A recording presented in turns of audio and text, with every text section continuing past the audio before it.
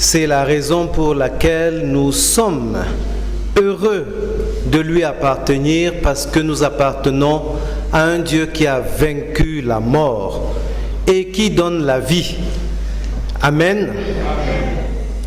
Bien, nous sommes là en tant que communauté chrétienne, en tant qu'église locale.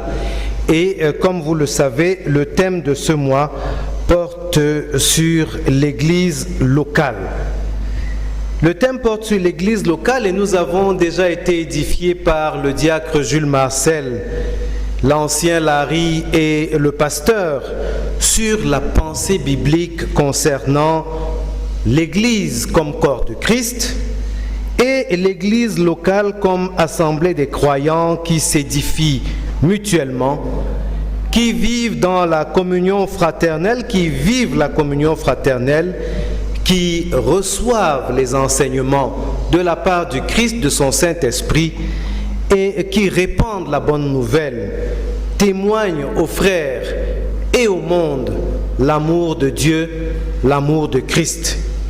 J'espère avoir un peu dit 2-3 choses de ce que nos frères ont présenté précédemment. Et ce matin, je voudrais partager une exhortation qui est tirée de l'évangile de Jean. Précisément le chapitre 4, il porte sur la femme samaritaine. En fait, j'ai eu à cœur depuis plusieurs semaines, même depuis plusieurs mois, de prêcher sur ce passage particulier, parce que à plusieurs occasions, lorsque j'ai pris du temps au pied du Seigneur pour lui poser un certain nombre de questions personnelles, un certain nombre de questions de perspective, c'est à plusieurs reprises ce texte que j'ai reçu avec des messages, j'ai envie de dire, différents à chaque fois. C'est donc un texte très riche qui m'a interpellé. Et pour dire un peu brièvement les choses, la dernière fois, ma préoccupation c'était: Seigneur, je voudrais pouvoir voir grand. Je voudrais voir grand. Et la réponse à nouveau a été ce texte sur adorer en esprit et en vérité. Je ne reviendrai pas là-dessus ou je n'en parlerai pas. Ça, c'était mon message pour moi. C'était pas celui-là, c'était pas celui qui était destiné à la communauté. Par contre, concernant justement ce texte et ce que le Seigneur m'a mis de partager avec vous, c'est dans la suite justement de ces conversations avec Jésus, les conversations avec le Christ. Et comme vous le constaterez, ce texte a la spécificité, en Jean 4, d'être relaté immédiatement à la suite de Jean 3, qui lui comporte une autre conversation essentielle, la conversation de Jésus avec Nicodème. Des conversations seul à seul. En Jean 3, Nicodème, docteur de la loi, vient intentionnellement rencontrer Jésus de nuit, en lui disant: c'est clair pour nous, tu viens de Dieu. Il a certainement des questions, et Jésus saisit cette opportunité pour révéler la vérité fondamentale de l'évangile, le message central de l'évangile.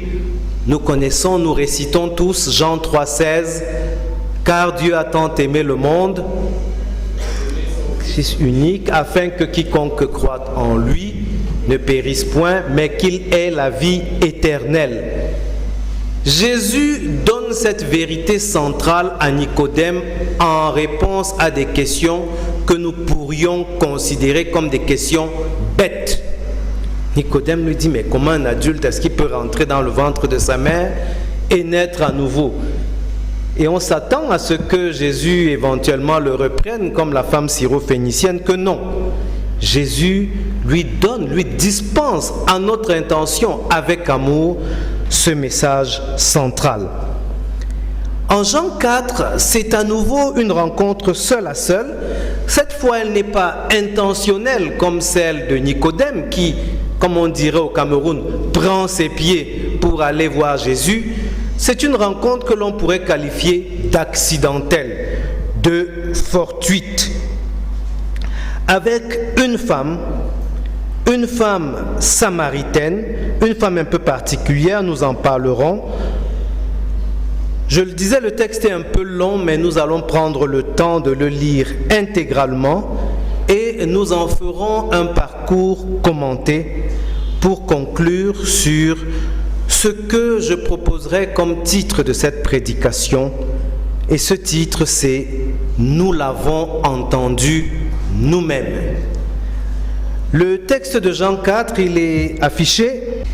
Je voudrais commencer par l'introduction du texte, les 3 premiers versets, pour dire que l'apôtre Jean commence sur la question des baptêmes. La question des baptêmes, on dit que Jésus baptise plus que Jean le Baptiste. Donc c'est les pharisiens qui avaient entendu cela, et en réalité, pas Jésus lui-même, mais ses disciples. On va rapidement dire que c'est une question que Jean-Baptiste lui-même a évacuée au chapitre précédent, le verset 30, quand il a dit « Il faut que je croisse, il faut qu'il croisse et que je diminue ». Et donc, malgré cela, Jésus va donc partir de Judée pour la Galilée. Donc, les 3 premiers versets, c'est simple. Jean-Baptiste y a répondu « Il faut que Jésus croisse et que lui, il diminue ». Et ici, Jésus quitte donc la Judée pour retourner en Galilée, lui qu'on a appelé le Galiléen, la Galilée qui est au nord, là où se trouve Nazareth. Il faut dire qu'entre la Judée, où se trouve Jérusalem, et la Galilée au nord, il y a un territoire qui s'appelle la Samarie, et qui est habité par un autre peuple. Et donc les versets 3 à 6, nous parlons de circonstances, de lieux, de circonstances de temps. Nous avons donc Jésus qui est en voyage pour aller de Jérusalem, pour aller de Judée en Galilée. Il est dit dans les textes que les Juifs, habituellement, lorsqu'ils faisaient ce parcours, longeaient le Jourdain, ils contournaient la Samarie, parce que le Jourdain fait justement la frontière en allant donc de Judée en Galilée, fait la frontière entre la Samarie et les autres parties, notamment ce qu'on appelle la Décapole. Donc au lieu de monter le long du Jourdain, Jésus fait quelque chose d'inhabituel. Il passe par la Samarie. Et d'ailleurs, je vois que là vous avez affiché second 21, c'est pas second la Bible Louis II, c'est parce que je vois les jeunes, il y a plein de jeunes diplômés qu'on a célébrés la semaine dernière. Dans la version Louis II, on dit comme il fallait qu'il passât avec un accent circonflexe au A de passa. J'ai envie de demander, c'est quel temps? Les plus jeunes là. Voilà, comme il fallait qu'il passât par la Samarie, c'est conjugué à quel temps? Ah, c'est pour que les jeunes sachent qu'ils sont obligés, qu'ils doivent suivre. Et le pasteur a l'habitude de dire que la parole de Dieu rend intelligent. En fait, il quote, comme on dit, le psaume 119. Et ça, en fait, ça rend intelligent de plusieurs façons. À la fois parce que ça nous transforme, mais également la façon dont c'est dit nous enseigne beaucoup de choses. Alors, quelqu'un a trouvé le temps? Bien, oui, c'est le subjonctif, mais quel temps du subjonctif? Non, une forme de passé. Alors, c'est l'imparfait du subjonctif. Voilà. Il fallait qu'il passât. C'est l'imparfait du subjonctif. Bien. Ok. Ça, c'est pour être sûr que j'ai votre attention. Bien, la ville de Sichar ou Sicar, c'est également un lieu bien précis qui est connu comme Sichem aussi, le champ de Sichem. En fait, le texte le dit, c'est là que se trouve le champ acquis par Jacob au fils de Hamor, qui est le père de Sichem justement. Et ce champ qui est secondairement donné à Joseph, c'est là-bas que les restes de Joseph ont été enterrés de retour d'Égypte, et donc qui a été donné en héritage à ses fils Éphraïm et Manassé. On dit de ce champ qu'il est situé à proximité du mont Garizim. Pourquoi je rappelle tout ça? Parce que justement le mont Garizim est un haut lieu de piété des Samaritains. Alors toujours concernant le lieu, on dit que Jésus est assis au bord d'un puits. Il est assis au bord d'un puits parce qu'il est fatigué. Et où sont les disciples? Les disciples, eux, ils sont partis en ville faire des courses. Il est la 6e heure, c'est-à-dire midi environ. Voilà où est-ce qu'on se trouve. Voilà l'heure qu'il est. Il est assis à côté d'un puits. À côté d'un puits, on va y chercher de l'eau. L'eau, c'est très important. Notre compagnie de distribution des eaux avant avait comme slogan « L'eau, c'est la vie ». Pour les plus anciens, SNEC, on mettait la SNEC, l'eau c'est la vie. Et en fait, pour un peuple qui vit en situation, en territoire aussi aride que celui-là, l'eau et les puits, c'est extrêmement important. D'ailleurs, ce puits-là a été l'objet d'une quasi-guerre entre les fils de Sichem et les serviteurs de Jacob par le passé. Donc l'eau c'est essentiel, les puits c'est essentiel. Et c'est près d'un puits que Jésus est assis et va faire cette rencontre qui va être une rencontre occasion de nouveau départ, comme plusieurs autres rencontres dans la Bible. Alors si l'on se souvient dans l'Ancien Testament, Jacob justement a rencontré Rachel près d'un puits. On pourra lire si on veut à la maison Genèse 29. Moïse a rencontré Séphora près d'un puits. Et d'ailleurs, il y a concernant Isaac et Rebecca, Eliezer de Damas, quand il va justement chercher une femme pour Isaac, c'est encore une question de puits, et on le verra, une question de puits où on demande de donner à boire. Et c'est donc le puits, c'est aussi donc finalement sur le plan symbolique, on voit bien qu'il y a des rencontres et des nouveaux départs qui se nouent dans ce lieu particulier où on vient chercher de l'eau, le puits. Et l'on le verra, donc le puits de Sicar ou Sichar sera témoin d'un nouveau départ. Il est témoin d'une rencontre importante, une rencontre où les personnages, il disait, les personnages, c'est les versets 7 à 9, c'est Jésus fatigué.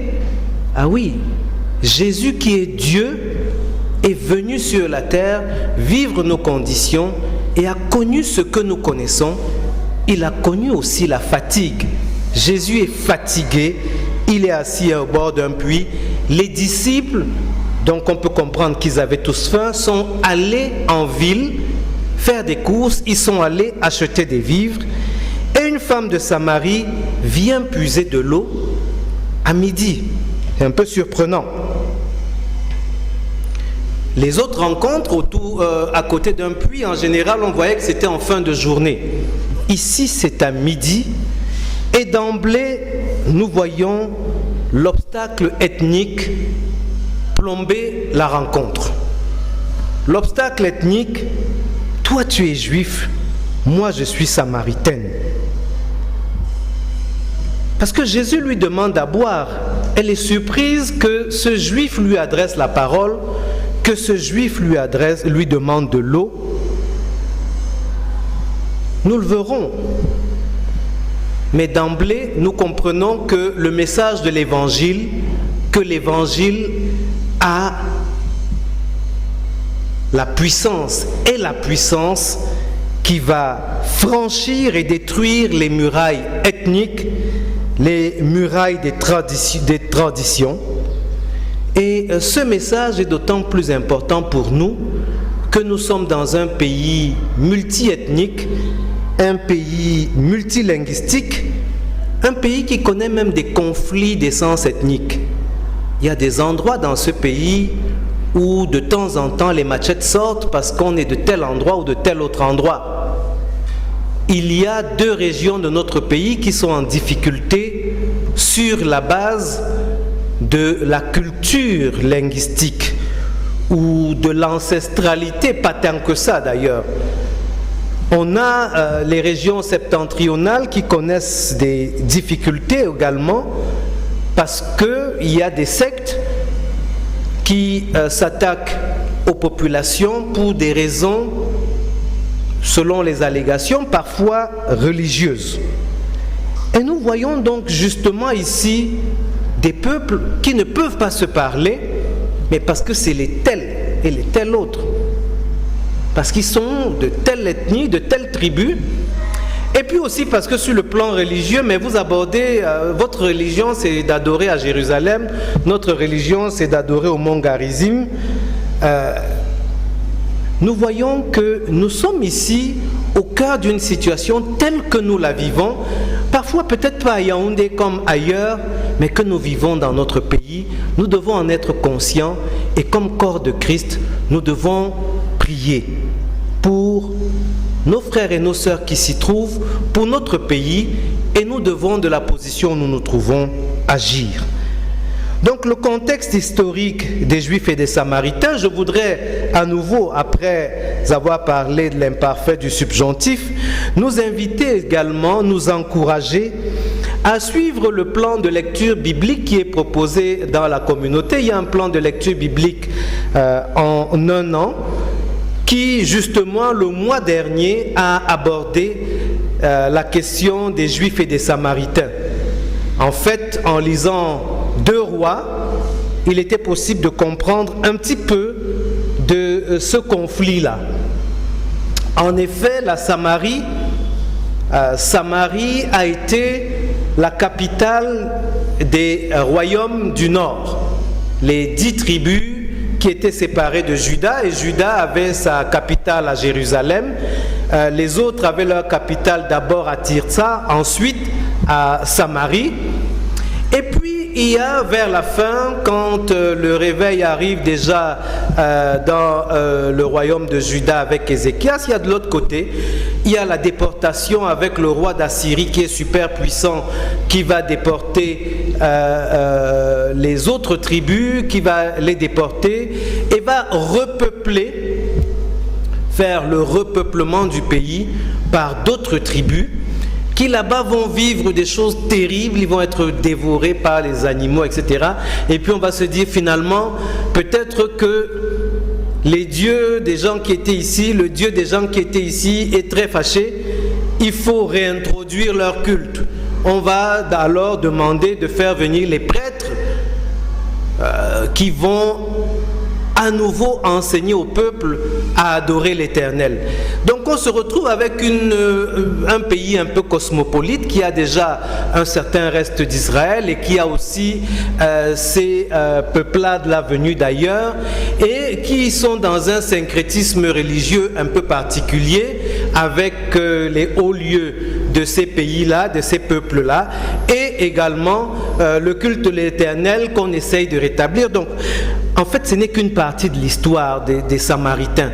Globalement, c'est assez complexe. C'est complexe, mais on comprend qu'il y a des fondements ethniques, parce qu'il y a eu des mouvements de peuple, et il y a des fondements religieux, parce qu'il y a eu également des changements de culte. De toutes les façons, si vous avez envie de comprendre un peu plus, ça va vous encourager à suivre les plans de lecture. Bien, je laisse rapidement ce contexte-là pour arriver à la conversation. La conversation Et nous avons les versets 7 déjà, donne-moi à boire, et les versets 10 à 14. Les versets 10 à 14, Jésus lui répondit, si tu connaissais le don de Dieu, et qui est celui qui te dit donne-moi à boire, tu lui aurais toi-même demandé à boire, et il t'aurait donné de l'eau vive. L'eau vive, c'est par opposition à l'eau du puits qui est au fond, qui est une nappe calme. L'eau vive, c'est une eau qui est en mouvement, comme celle des rivières, celle des geysers. C'est une eau qui jaillit, c'est une eau qui, entre guillemets, va vers son utilisateur, contrairement à l'eau du puits où l'utilisateur est obligé d'aller la chercher, de faire des efforts. En d'autres termes, il dit, moi je te demande de l'eau qui demanderait des efforts, mais si tu savais qu'il te demande cela, tu aurais toi-même demandé à boire et tu aurais eu une eau qui va vers celui qui en a besoin, une eau vive, une eau qui vient de toi. En fait, nous avons, je ne vais pas m'attarder dessus, vous allez relire cette conversation à la maison, un véritable tête-à-tête au sujet de la soif, au sujet de l'eau à boire, au sujet de l'eau tout court. Et celui qui initialement demande à boire, offre à boire, offre de l'eau, non plus l'eau du puits, mais de l'eau vive. Et non plus l'eau physique, éphémère, mais une eau spirituelle, éternelle. Nous aurons l'occasion à la maison de relire le texte. Mais voilà le résumé. Il a demandé de l'eau à boire physique, ponctuelle, éphémère, et il offre en retour de l'eau éternelle, de l'eau spirituelle, une eau qu'il qualifie lui-même d'eau vive. Et cette dame qui manifestement est en recherche, manifestement a des véritables besoins non satisfaits, lorsqu'elle entend ce qui est manifestement la réponse à son besoin, elle ne passe pas par 4 chemins. Elle ne rentre pas dans la spéculation.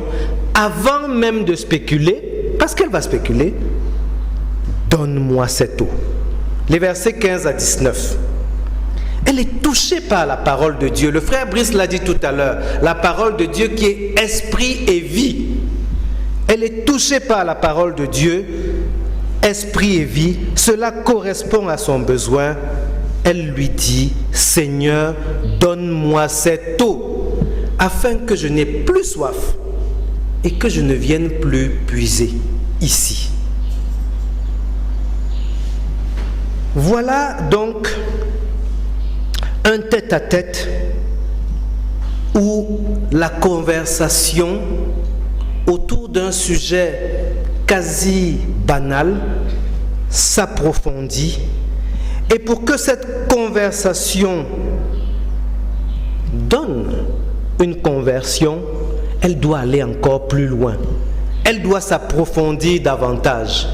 Ce qui, à ce moment, est déjà très important, un tête-à-tête, mais qui n'est qu'un tête-à-tête, doit devenir un cœur à cœur pour que cette promesse soit transformée en réalité.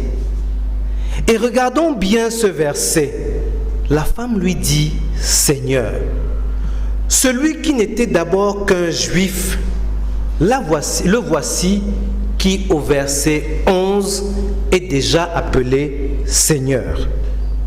Et nous allons continuer leur conversation, les versets 15 au verset 19.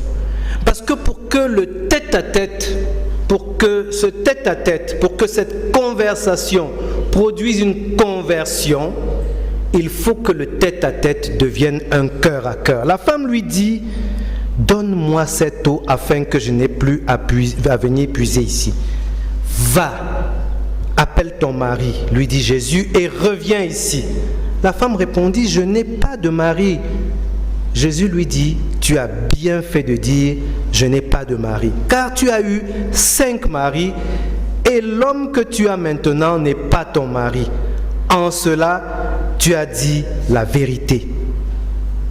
Seigneur, lui dit la femme, je vois que tu es un prophète. Et donc maintenant, celui qui n'était qu'un juif, qui au verset 11 était Seigneur, au verset 19, maintenant est aussi prophète. Et cela au fur et à mesure de l'approfondissement, la rencontre, le tête-à-tête, et maintenant il touche, comme la parole de Dieu, aux jointures et moelles. Et là, on est au cœur à cœur, il est prophète. Et maintenant, parce qu'il est prophète, la femme peut aller plus loin et aborder des questions qui manifestement l'ont toujours tracassé. Les questions de tradition et de religion, c'est les versets 20 à 24. Nos ancêtres ont adoré sur cette montagne, et vous dites que l'endroit où il faut adorer est à Jérusalem. Femme, lui dit Jésus, crois-moi, l'heure vient où ce ne sera ni sur cette montagne, ni à Jérusalem que vous adorerez le Père. Vous adorez ce que vous ne connaissez pas. Nous adorons ce que nous connaissons, car le salut vient des Juifs, de Jésus.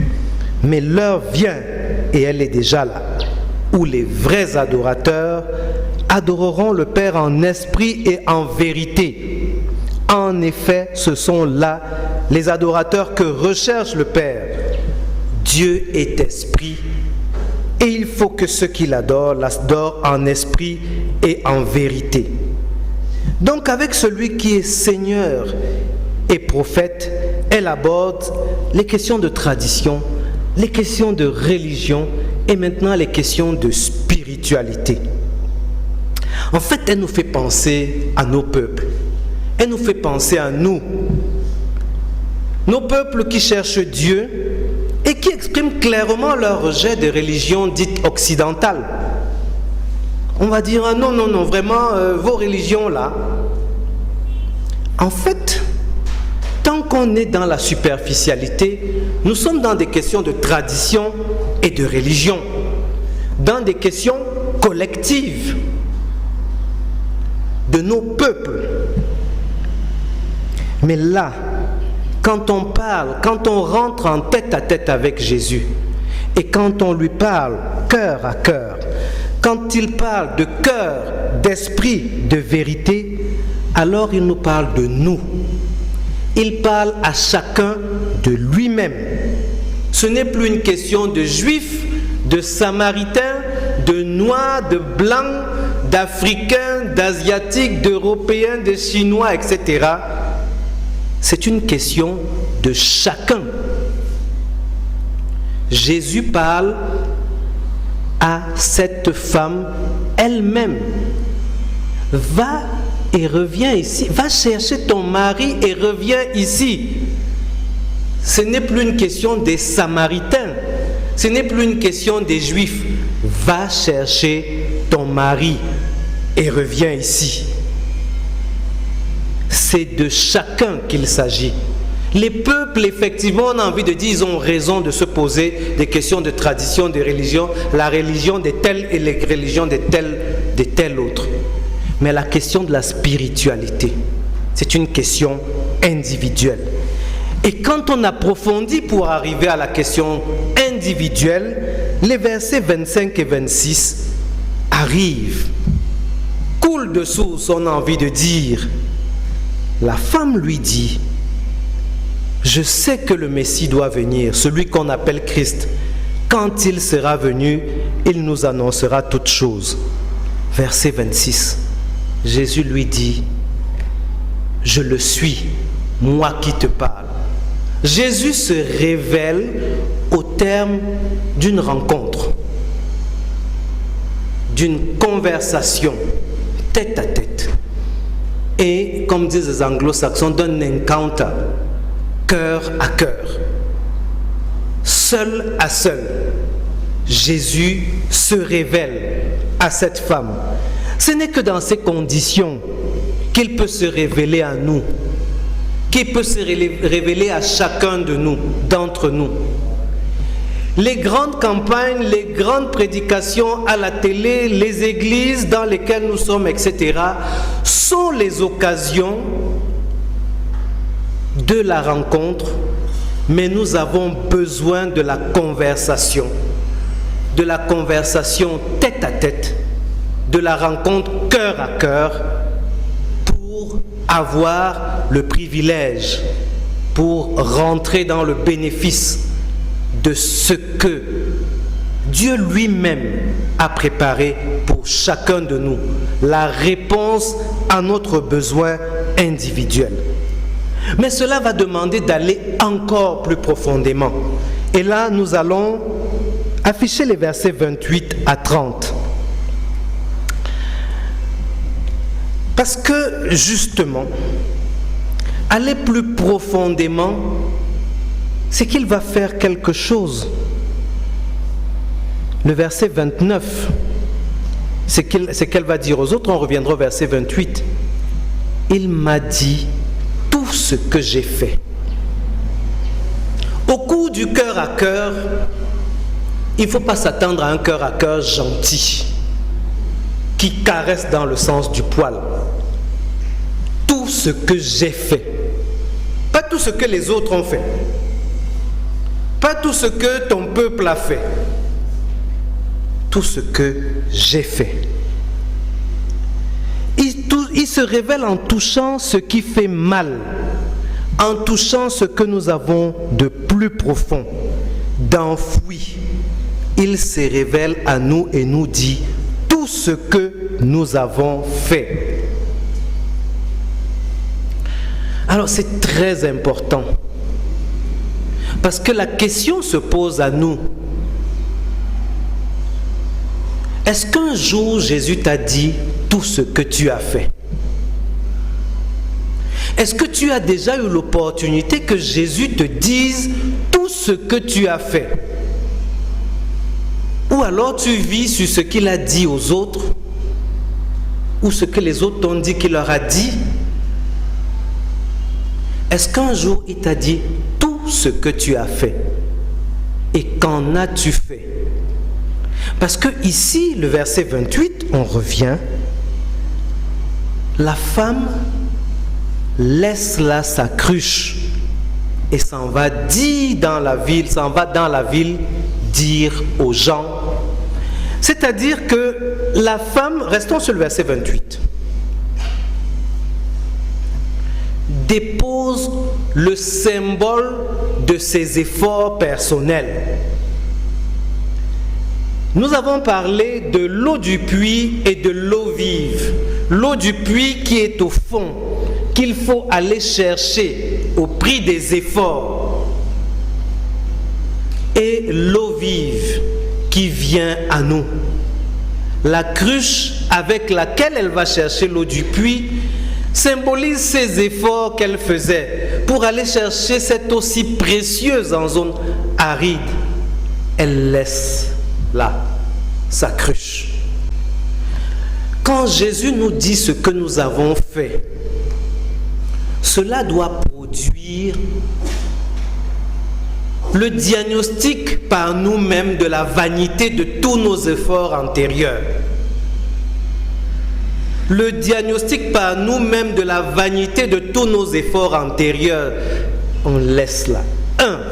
Deuxièmement, cela doit produire la suppression de la honte de ce que nous avons fait. Voilà une femme qui vient au puits à midi, quand alors qu'on vient traditionnellement au puits le soir. C'est-à-dire qu'elle n'a probablement pas envie de rencontrer les gens qui vont lui renvoyer comme un miroir ses difficultés personnelles, sa situation personnelle qui n'était pas une situation joyeuse. Elle avait déjà eu 5 maris, elle en avait un 6e qui n'était même pas le sien. Est-ce que c'était par frivolité? Est-ce que c'était quelqu'un qui était rejeté, abandonné? La Bible ne nous dit pas.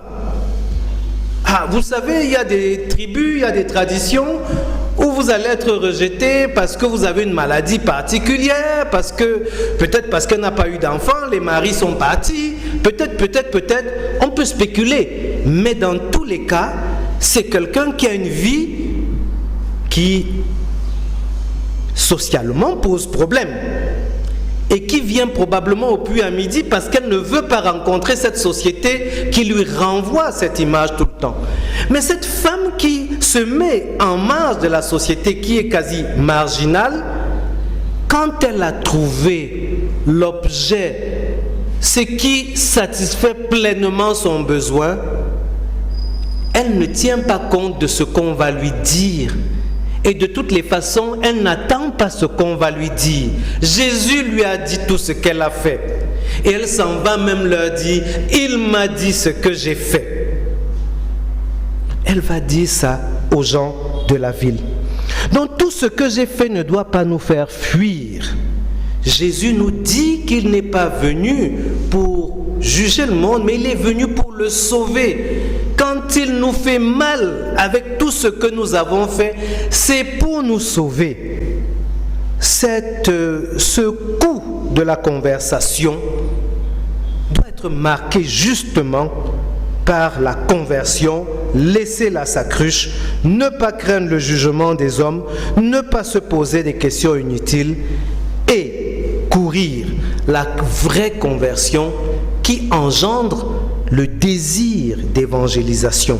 Elle va leur dire, ce que vous cherchez désespérément au mont Garizim là, j'ai trouvé, ou plutôt, il m'a trouvé. Et la dernière partie, les versets 39 à 42, je vais laisser la conversation avec les disciples, pour dire justement, beaucoup de Samaritains de cette ville crurent en Jésus à cause des paroles de la femme qui rendait ce témoignage. Il m'a dit tout ce que j'ai fait. Les gens vont croire lorsqu'on leur annonce la parole de Dieu. Ainsi donc, quand il vint le trouver, les Samaritains le prièrent de rester avec eux. Il resta là 2 jours. Un bien plus grand nombre crurent, là maintenant, à cause des paroles de Jésus. Et il disait à la femme, ce n'est plus seulement à cause de ce que tu as dit que nous croyons, car nous l'avons entendu nous-mêmes et nous savons qu'il est vraiment le Messie, le Sauveur du monde. Celui qui n'était qu'un juif, qui s'appellera ensuite Seigneur, puis prophète, et désormais, et au verset 29, s'est présenté comme Christ, et maintenant vu par tous ceux qui ont cru comme le Sauveur du monde. Et non plus seulement à cause de ce qu'elle a dit, mais parce qu'ils ont entendu eux-mêmes. Pourquoi donc ce message dans le cadre de la thématique de l'église locale? Parce que nous devons être une église non pas de gens qui croient seulement sur la base de ce que les autres ont dit, car il y aurait risque de vénérer ces gens-là et leurs témoignages. Quand on commence à appeler des gens prophètes, papas, apôtres, etc., parce que ils racontent leur personal encounter, leur tête à tête ou leur cœur à cœur avec Jésus. Si jamais ils en ont eu un, ils le racontent, on s'accroche dessus, et comme c'est par l'intermédiaire d'une personne, on a tendance à s'accrocher à une personne. Il est question ici, nous ne croyons plus seulement à cause de ce que tu nous as dit, car nous l'avons entendu nous-mêmes. L'avons-nous entendu nous-mêmes? Jésus m'a-t-il dit tout ce que j'ai fait? Ou alors je m'accroche toujours au témoignage de l'autre, c'est-à-dire que ma foi est boiteuse sans l'autre, ou ma foi devient boiteuse le jour où l'autre tombe. Voilà pourquoi est-ce que Dans le cadre du thème sur l'église locale, nous voulons insister sur ce thème. Alors, je finirai en rappelant justement que la prédication lors de notre mariage, Joël et moi, avait insisté sur le fait que, en se rapprochant de Dieu, on se rapproche l'un de l'autre. En tant que communauté, en se rapprochant de Dieu, on se rapprochera les uns des autres et ce ne sera plus seulement à cause de ce que tu as dit que je crois, mais également parce que je l'ai entendu moi-même.